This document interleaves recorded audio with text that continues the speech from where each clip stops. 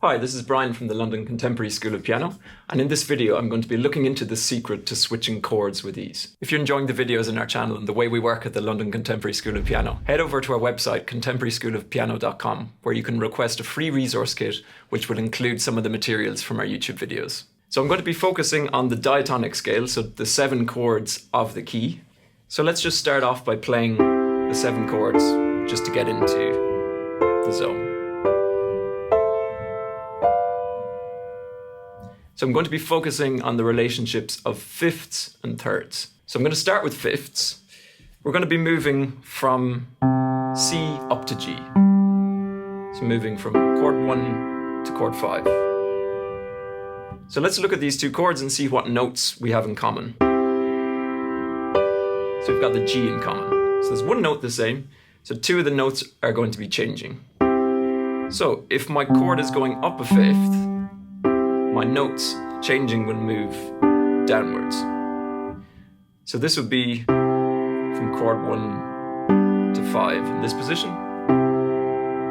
If I did a higher position of the C chord, again my G is in common, so I can keep that there in the middle.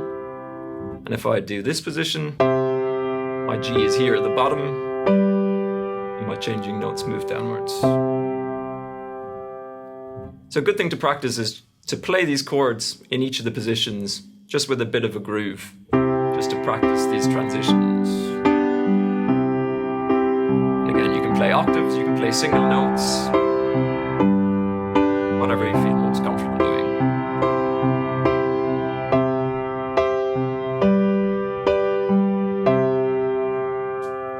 So that's switching between chord 1 and chord 5. Let's look at going downwards a fifth this time, so from C to F. So this is from chord 1 to chord 4. So let's look at the relationship of C and F. So the C is the note in common. So the 2 notes that are changing this time will move upwards. So the chord is down a fifth, the changing notes will move upwards. So let's look at these switches in each of the 3 positions. So from C to F, I'm keeping my C here at the bottom. In this position, I'm keeping my C up at the top. And then in this final position, C is in the middle. So that's switching between chord 1 and 4. And again, let's just play all of these chords in all of these positions, just putting a bit of rhythm to it.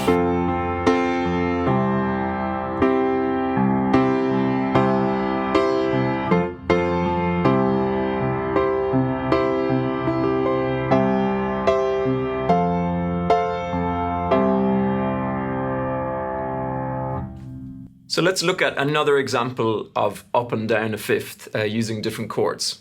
So if we were to move from D minor to G major. So I'm going from chord 2 to chord 5. So this is down a fifth. So again, when the note is down a fifth, the changing notes will move upwards. So relationship between D minor and G.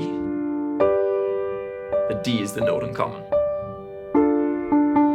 So let's move from D minor to G, keeping this D the same. And always do it in the other positions, just so you get the feel of that in the other possibilities. You could do it here.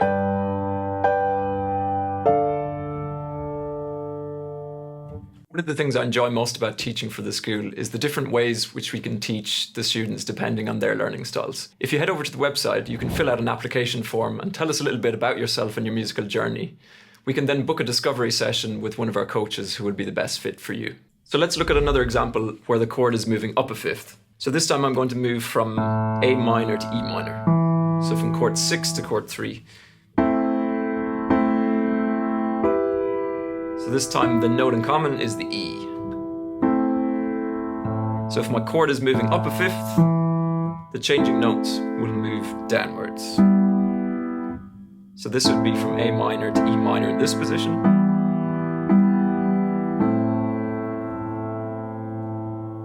in a higher position. My note in common, the E, I have in the middle, and in this higher position, the note in common is here at the bottom. So now I'm going to look at the relationships of thirds. So I'm going to start again in C major, and I'm going to move this time to E minor. So from chord 1 to 3. This time, I'm going to have two notes in common. So the E and the G. And just like with the last one, when the chord is moving upwards, the changing notes move downwards. So when I move from C to E minor, the changing note is going to move downwards. So this is a really easy transition from C to E minor. Let's try that in a higher position. So this time the changing note is up at the top. And if I do it in this position, the changing note is in the middle. So again, let's play all of those chords just with a bit more rhythm this time.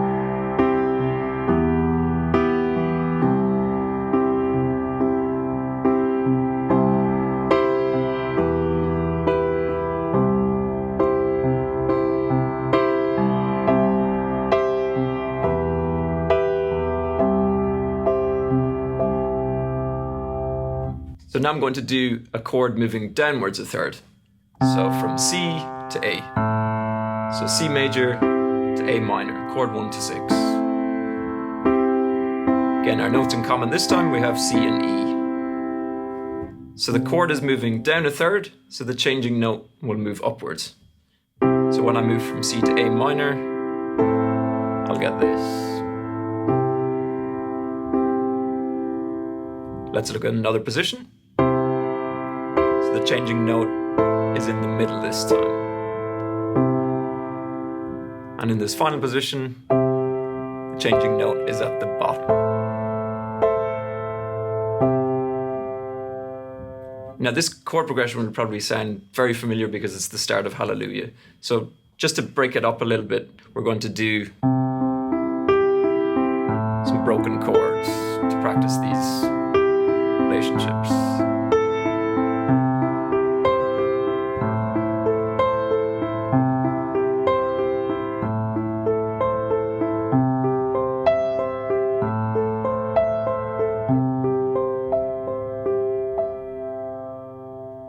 If you're enjoying the videos in our channel and the way we work at the London Contemporary School of Piano, head over to our website contemporaryschoolofpiano.com, where you can request a free resource kit which will include some of the materials from our YouTube videos. So now I'm going to take a chord progression and put some of these ideas into action. So first of all, I'm going to take 1, 6, 2, 5. So let's start by looking at 1 to 6. We already did this transition, so it's downwards a third. So it's that very easy change. We've only got one note changing up at the top. So now if I look from 6 to 2, this is downwards a fifth. So remember, there is one note in common, two of the notes will be changing. So if it's going down a fifth, the changing notes will move upwards.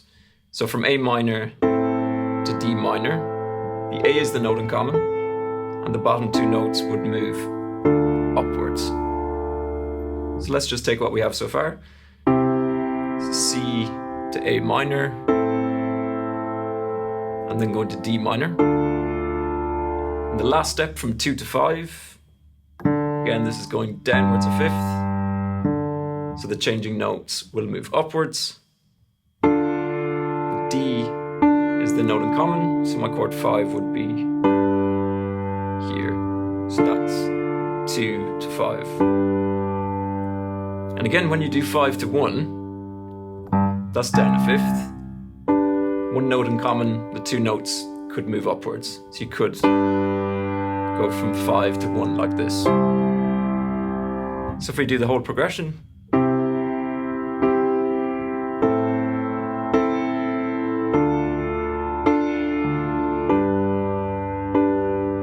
and then if I do it in higher positions,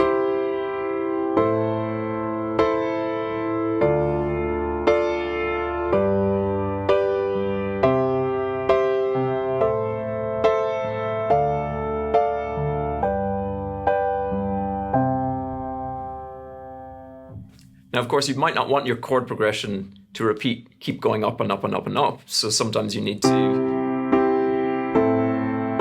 change the voicing to maybe come downwards somewhere like here. Otherwise, you'll get dragged upwards too often. Let's look at another chord progression. This time I'm going to do 6-4-1-5, which is one of the most used chord progressions in pop music. So let's start with 6-4. So this is from A minor to F. So again, the relationship is down a third. So there are two notes the same and one note changing, it's going to move upwards. So from 6-4, I could do this. So my changing notes just at the top. If I go from 4-1, this is up a fifth. So again, there's one note in common, and this time the two notes moving will come downwards. So if I was going from F to C, C is the note in common, so I could do this. So far we have A minor to F, here's C, and a really easy transition from C to G. That's up a fifth, so the changing notes move downwards. And as I mentioned earlier, when we have two chords beside each other in the scale, everything just has to move. So going from the 5 back around to the 6. So 6, 4, 5.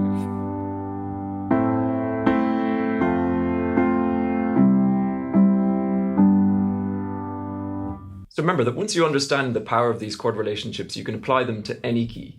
And this means that you'll be transitioning between chords, not trying to think of all the notes all the time, but understanding whether there's one note in common, two notes in common, and which direction your notes are going to move.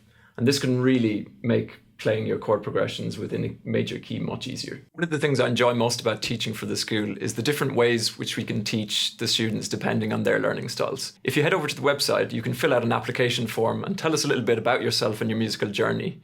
We can then book a discovery session with one of our coaches who would be the best fit for you.